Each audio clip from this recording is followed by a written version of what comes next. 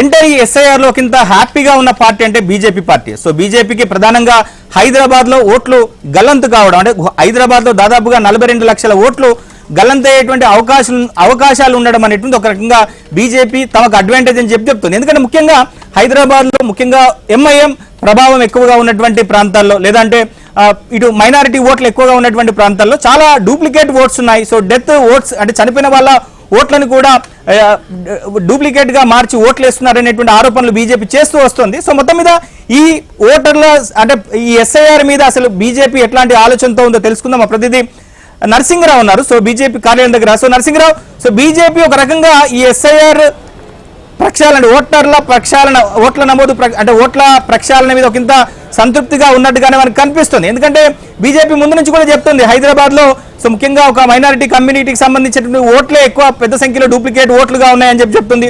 ఒక హైదరాబాద్ జిల్లాలోనే 20 లక్షల ఓట్లు గల్లంతయ్యేటువంటి దిశగా ఉన్నాయంటే సో పూర్తిగా ఎంఐఎం ముందు నుంచి బీజేపీ ముందు నుంచి అనుకున్నట్టుగానే ఎస్ఐఆర్ జరుగుతున్నట్టుగా మనం భావించవచ్చా? ఒక రకంగా ఈ ఎస్ఐఆర్ ప్రక్రియ వచ్చే జిహెచ్ఎంసీ ఎలక్షన్స్ కావచ్చు, సైబరాబాద్ ఎలక్షన్స్ కావచ్చు, లేదా మేడ్చల్ మల్కాజిగిరి మున్సిపల్ ఎన్నికలకు కావచ్చు, బీజేపీకి ఒకంత అడ్వాంటేజ్ గా మారేటువంటి అవకాశాలున్నాయా?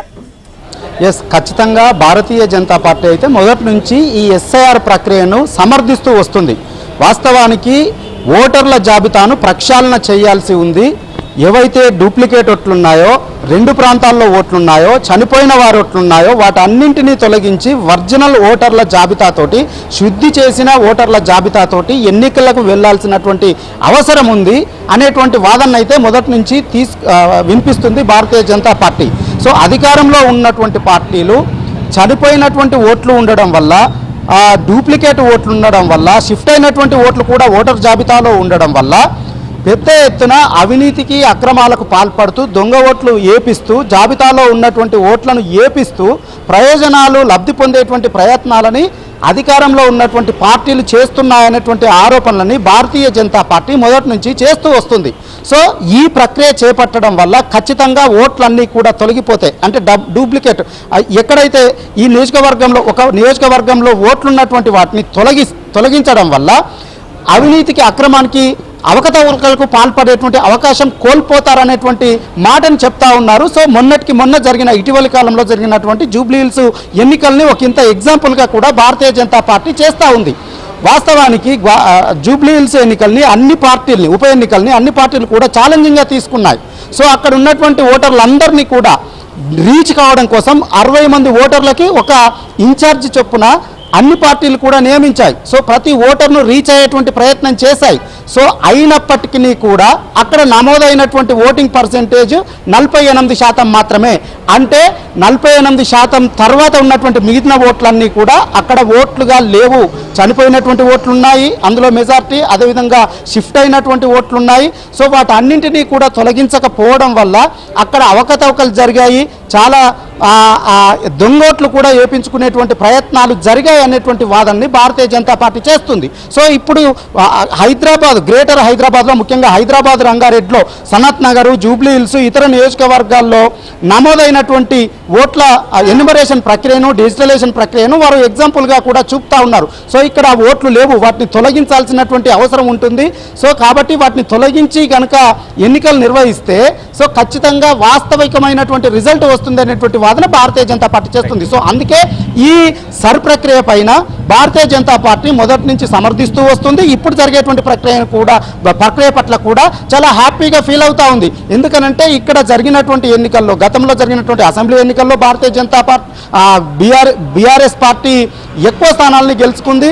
అదేవిధంగా మొన్న జరిగినటువంటి 2020లో జరిగినటువంటి జిహెచ్ఎంసీ ఎన్నికల్లో కూడా నువ్వా నేనా అన్నటువంటి పోటీ భారతీయ జనతా పార్టీ బీఆర్ఎస్ మధ్యన జరిగింది. అయితే అప్పుడు అధికారంలో ఉన్నటువంటి బీఆర్ఎస్ పార్టీ దీన్ని యూటిలైజ్ చేసుకుంది. ఎవరైతే ఓట్లు లేనటువంటి వాళ్ళ పేర్ల మీద యూటిలైజ్ చేసుకొని సానుకూలమైనటువంటి తీర్పు రావడానికి కొన్ని అవకతవకలకు పాల్పడింది అనేటువంటి ఆరోపణలు చేసింది. సో ఈ నేపథ్యంలో ఈ ఎస్ఐఆర్ ప్రక్రియ వల్ల ఆ ఓట్లు లేనటువంటి ఓట్లు, డూప్లికేట్ ఓట్లు అన్నీ కూడా తొలగిపోతే సో ఖచ్చితంగా వాస్తవ ఓట్లతో ఎన్నికలు జరిగితే అసలు రిజల్ట్ అనేటువంటిది బయటికి వస్తుంది అనేటువంటి ఒక వాదాన్ని భారతీయ జనతా పార్టీ తీసుకొస్తుంది. అయినప్పటికీ ఎక్కడా కూడా వాస్తవమైనటువంటి ఓటు వ్యక్తులు ఉండి ఓటు తొలగించకుండా అవసరమైనటువంటి అన్ని జాగ్రత్తలు తీసుకోవాలని చెప్పి ఇప్పటికే భారతీయ జనతా పార్టీ BLAలకు సూచనలు చేసింది. ఆ మేరకు ఈ ప్రక్రియ అంతా కూడా అయిపోయేంత వరకు జాగ్రత్తగా ఉండాలి, జాగ్రత్త చర్యలు చేపడతామని చెప్పి భారతీయ జనతా పార్టీ చెప్తా ఉంది.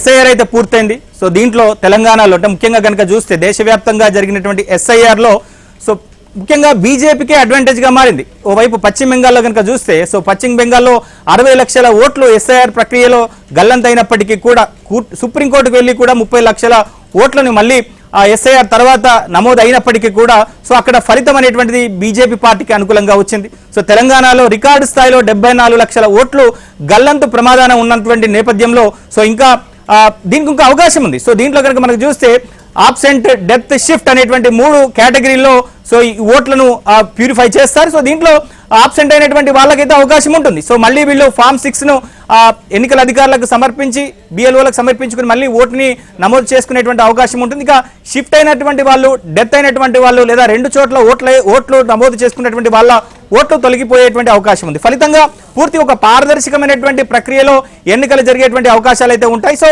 ఒక రకంగా 74 లక్షల ఓట్లు కనుక 74 లక్షల్లో మళ్ళీ ప్యూరిఫికేషన్ తర్వాత అంటే ఫామ్ 6ను అప్లై చేసుకున్న తర్వాత ఓట్లు నమోదు చేసుకున్నప్పటికీ కూడా దాదాపుగా ఒక 65 లక్షలకు పైగా ఓట్లు గల్లంతయ్యేటువంటి అవకాశం ఉందని చెప్పని ఎన్నికల సంఘం అధికారులు అయితే చెప్తున్నారు. సో మొత్తం మీద ఈ శాతం అనేటువంటిది ఖచ్చితంగా రాబోయే ఎన్నికల్లో పార్టీల విజయ అవకాశాల మీద తీవ్రమైనటువంటి ప్రభావం పడేటువంటి అవకాశం ఉంటుంది.